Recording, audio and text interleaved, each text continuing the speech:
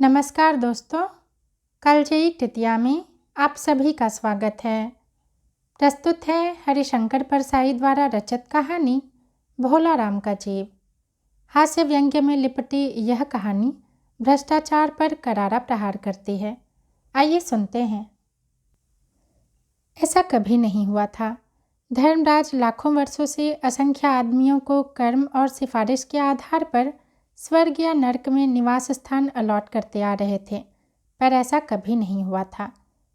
सामने बैठे चित्रगुप्त बार बार चश्मा पोंछ, बार बार थूक से पन्ने पलट रजिस्टर देख रहे थे। गलती पकड़ में ही नहीं आ रही थी। आखिर उन्होंने खींचकर रजिस्टर इतने जोर से बंद किया कि मक्खी चपेट में आ गई। उसे निकालते हुए वह बोले, महाराज, रिकॉर्ड सब ठीक है। भोला राम के जीव ने 5 दिन पहले देह त्यागी और यमदूत के साथ इस लोक के लिए रवाना भी हुआ, पर यहाँ अभी तक नहीं पहुँचा। धर्मराज ने पूछा, और वह दूत कहाँ है? महाराज, वह भी लापता है। इसी समय द्वार खुले और एक यमदूत बहुत बदहवास सा वहाँ आया। उसका मौलिक कुरूप चेहरा परिश्रम, परेशानी व भय के कारण और भी विकृत हो गया था। उसे देखते ही चित्रगुप्त झल्ला उठे। अरे, तू कहाँ रहा इतने दिन? भोला राम का जीव कहाँ है? यमदूत हाथ जोड़कर बोला, दया निधान, मैं कैसे बतलाऊं कि क्या हो गया। आज तक मैंने धोखा नहीं खाया था, पर इस बार भोला राम का जीव मुझे चकमा दे गया। 5 दिन पहले जब जीव ने भोला राम की देह त्यागी, तब मैंने उसे पकड़ा और इस लोक की यात्रा आरंभ की। नगर के बाहर ज्यों ही मैं उसे लेकर एक तीव्र वायु तरंग पर सवार हुआ, त्यों ही वह मेरे चंगुल से छूटकर न जाने कहाँ गायब हो गया। इन 5 दिनों में मैंने सारा ब्रह्मांड छान डाला, पर उसका कहीं पता नहीं चला। धर्मराज क्रोध से बोले, मूर्ख, जीवों को लाते लाते बूढ़ा हो गया, फिर भी एक मामूली बूढ़े आदमी के जीव ने तुझे चकमा दे दिया।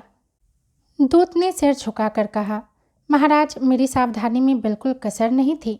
मेरे इन अभ्यस्त हाथों से अच्छे अच्छे वकील भी नहीं छूट सकते, पर इस बार तो कोई इंद्रजाल ही हो गया। चित्रगुप्त ने कहा, महाराज, आजकल पृथ्वी पर इस प्रकार का व्यापार बहुत चल रहा है। लोग दोस्तों को फल भेजते हैं और वे रास्ते में ही रेलवे वाले उड़ा लेते हैं। हौजरी के पार्सलों के मोजे रेलवे अफसर पहनते हैं। मालगाड़ी के डब्बे रास्ते में कट जाते हैं। एक बात और हो रही है, राजनीतिक दलों के नेता विरोधी नेता को उड़ाकर कहीं बंद कर देते हैं। कहीं भोला राम के जीव को भी तो किसी विरोधी ने मरने के बाद भी खराबी करने के लिए नहीं उड़ा दिया। धर्मराज ने व्यंग्य से चित्रगुप्त की ओर देखते हुए कहा, तुम्हारी भी रिटायर होने की उम्र आ गई। भला भोला राम जैसे नगण्य दीन आदमी से किसी को क्या लेना देना। इसी समय कहीं से घूमते फिरते नारद मुनि वहां आ गए। धर्मराज को गुमसुम बैठे देखकर बोले, क्यों धर्मराज, कैसे चिंतित बैठे हैं? क्या नरक में निवास स्थान की समस्या अभी हल नहीं हुई? धर्मराज ने कहा, वहाँ की समस्या तो कभी के हल हो गई मुनिवर। नरक में पिछले सालों में बड़े गुणी कारीगर आ गए हैं। कई इमारतों के ठेकेदार हैं जिन्होंने पूरे पैसे लेकर रद्दी इमारतें बनाई। बड़े बड़े इंजीनियर भी आ गए हैं जिन्होंने ठेकेदारों से मिलकर भारत की 5 वर्षीय योजनाओं का पैसा खाया। ओवरसियर हैं जिन्होंने उन मजदूरों की हाजिरी भरकर पैसा हड़पा जो कभी काम पर गए ही नहीं। इन्होंने बहुत जल्दी नरक में कई इमारतें तान दी हैं। वह समस्या तो हल हो गई। भोला राम नाम के एक आदमी की 5 दिन पहले मृत्यु हुई। उसके जीव को यह दूत यहाँ ला रहा था कि जीव इसे रास्ते में चकमा देकर भाग गया। इसने सारा ब्रह्मांड छान मारा, लेकिन वह कहीं नहीं मिला। अगर ऐसा होने लगा तो पाप पुण्य का भेद ही मिट जाएगा। नारद ने पूछा, उस पर इनकम टैक्स का बकाया तो नहीं था? हो सकता है उन लोगों ने रोक लिया हो। चित्रगुप्त ने कहा, इनकम होती तो टैक्स होता, भूख मरा था। नारद बोले, मामला दिलचस्प है। अच्छा, मुझे उसका नाम पता तो बतलाओ, मैं पृथ्वी पर जाता हूँ। चित्रगुप्त ने रजिस्टर देखकर बताया, भोला राम नाम था उसका। जबलपुर शहर के घमापुर मोहल्ले में नाले के किनारे एक 1.5 कमरे के टूटे फूटे मकान में वह परिवार समेत रहता था। उसकी एक स्त्री थी, 2 लड़के और 1 लड़की। उम्र लगभग 60 साल। सरकारी नौकर था। 5 साल पहले रिटायर हो गया था। मकान का किराया उसने 1 साल से नहीं दिया था। इसलिए मकान मालिक उसे निकालना चाहता था। इतने में भोलाराम ने संसार ही छोड़ दिया। आज 5वां दिन है। बहुत संभव है कि अगर मकान मालिक वास्तविक मकान मालिक है तो उसने भोलाराम के मरते ही उसके परिवार को निकाल दिया होगा। इसलिए आपको परिवार की तलाश में काफ़ी घूमना पड़ेगा। माँ बेटी के सम्मिलित क्रंदन से ही नारद भोलाराम का मकान पहचान गए। द्वार पर जाकर उन्होंने आवाज़ लगाई, नारायण नारायण। लड़की ने देखकर कहा, आगे जाओ महाराज। नारद ने कहा, मुझे भिक्षा नहीं चाहिए, मुझे भोलाराम के बारे में कुछ पूछताछ करनी है। अपनी माँ को जरा बाहर भेजो बेटी।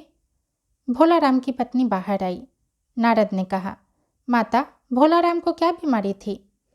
क्या बताऊं, गरीबी की बीमारी थी। 5 साल हो गए पेंशन पर बैठे, पर पेंशन अभी तक नहीं मिली। हर 10-15 दिन में एक बार दरखास्त देते थे, पर वहाँ से या तो जवाब नहीं आता था और आता तो यही कि तुम्हारी पेंशन के मामले पर विचार हो रहा है। इन 5 सालों में मेरे सब गहने बेचकर हम लोग खा गए, फिर बर्तन बिके, अब कुछ नहीं बचा था। फाके होने लगे थे। चिंता में घुलते घुलते और भूखे मरते मरते उन्होंने दम तोड़ दिया। नारद ने कहा, क्या करोगी माँ, उनकी इतनी ही उम्र थी। ऐसा मत कहो महाराज, उम्र तो बहुत थी। 50-60 रुपया महीना पेंशन मिलती तो कुछ और काम कहीं करके गुजारा हो जाता, पर क्या करें, 5 साल नौकरी से बैठे हो गए और अभी तक एक कौड़ी नहीं मिली। दुख की कथा सुनने की फुर्सत नारद को थी नहीं। वह अपने मुद्दे पर आए। माँ, यह तो बताओ कि यहाँ किसी से क्या उनका विशेष प्रेम था जिसमें उनका जी लगा हो? पत्नी बोली, लगाव तो महाराज बाल बच्चों से ही होता है। नहीं, परिवार के बाहर भी हो सकता है। मेरा मतलब है किसी स्त्री ने घुर्राकर नारद की ओर देखा। बोली, बको मत महाराज, तुम साधु हो, कोई लुच्चे लफंगे नहीं हो।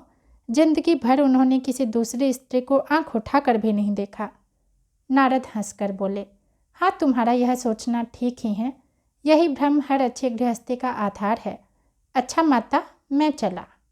स्त्री ने कहा, महाराज, आप तो साधु हैं, सिद्ध पुरुष हैं, कुछ ऐसा नहीं कर सकते कि उनकी रुकी हुई पेंशन मिल जाए? इन बच्चों का पेट कुछ दिन भर जाएगा। नारद को दया आ गई थी। वह कहने लगे, साधुओं की बात कौन मानता है? मेरा यहाँ कोई मठ तो है नहीं, फिर भी मैं सरकारी दफ्तर में जाकर कोशिश करूँगा। वहाँ से चलकर नारद सरकारी दफ्तर में पहुँचे। वहाँ पहले ही कमरे में बैठे बाबू से उन्होंने भोलाराम के केस के बारे में बातें की। उस बाबू ने उन्हें ध्यानपूर्वक देखा और बोला, भोलाराम ने दरखास्तें तो भेजी थीं, पर उन पर वजन नहीं रखा था, इसलिए कहीं उड़ गई होंगी। नारद ने कहा, भाई, ये बहुत से पेपर वेट तो रखे हैं, इन्हें क्यों नहीं रख दिया? बाबू हंसा, आप साधु हैं, आपको दुनियादारी समझ में नहीं आती। दरख्वास्तें पेपर वेट से नहीं दबती। खैर, आप उस कमरे में बैठे बाबू से मिलिए। नारद उस बाबू के पास गए।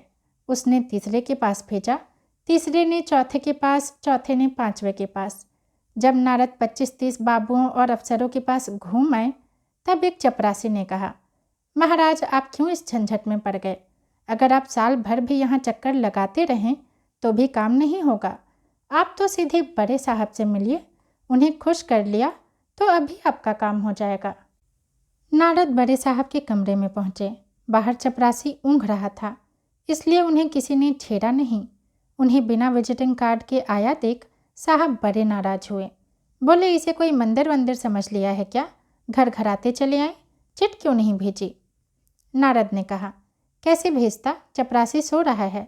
क्या काम है? साहब ने रौब से पूछा। नारद ने भोलाराम का पेंशन केस बतलाया। साहब बोले, आप हैं वैरागी, दफ्तरों के रीति रिवाज नहीं जानते।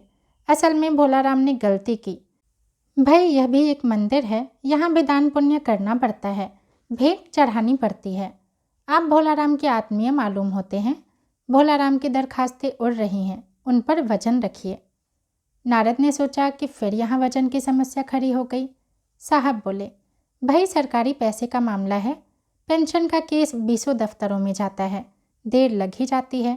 20 बार एक ही बात को 20 जगह लिखना पड़ता है, तब पक्की होती है। जितनी पेंशन मिलती है उतनी कीमत की स्टेशनरी लग जाती है। हाँ, जल्दी भी हो सकती है, मगर। साहब रुके। नारद ने कहा, मगर क्या? साहब ने कुटिल मुस्कान के साथ कहा। मगर वजन चाहिए।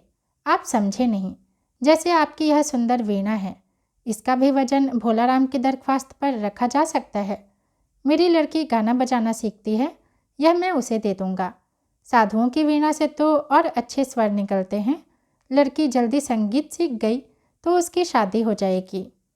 नारद अपनी वीणा छीनते देख जरा घबराए, पर फिर संभल कर उन्होंने वीणा टेबल पर रखकर कहा, यह लीजिए, अब जरा जल्दी उसकी पेंशन का ऑर्डर निकाल दीजिए। साहब ने प्रसन्नता से उन्हें कुर्सी दी, वीणा को एक कोने में रखा और घंटी बजाई। चपरासी हाजिर हुआ। साहब ने हुक्म दिया, बड़े बाबू से भोलाराम के केस की फाइल लाओ। थोड़ी देर बाद चपरासी भोलाराम की 100-150 दरख्वास्तों से भरी फाइल लेकर आया। उसमें पेंशन के कागजात भी थे। साहब ने फाइल पर का नाम देखा और निश्चित करने के लिए पूछा, क्या नाम बताया साधु जी आपने? नारद ने समझा कि साहब कुछ ऊंचा सुनता है, इसलिए जोर से बोले, भोलाराम। सहसा फाइल में से आवाज़ आई, कौन पुकार रहा है मुझे? पोस्टमैन है क्या? पेंशन का ऑर्डर आ गया? साहब डरकर कुर्सी से लुढ़क गए। नारद भी चौंके, पर दूसरे ही क्षण बात समझ गए। बोले, भोलाराम, तुम क्या भोलाराम की जीव हो? हाँ, आवाज़ आई। नारद ने कहा, मैं नारद हूँ, मैं तुम्हें लेने आया हूँ। चलो, स्वर्ग में तुम्हारा इंतजार हो रहा है। आवाज़ आई, मुझे नहीं जाना, मैं तो पेंशन की दरख्वास्तों में अटका हूँ, यही मेरा मन लगा है, मैं अपनी दरख्वास्तें छोड़कर नहीं जा सकता। धन्यवाद।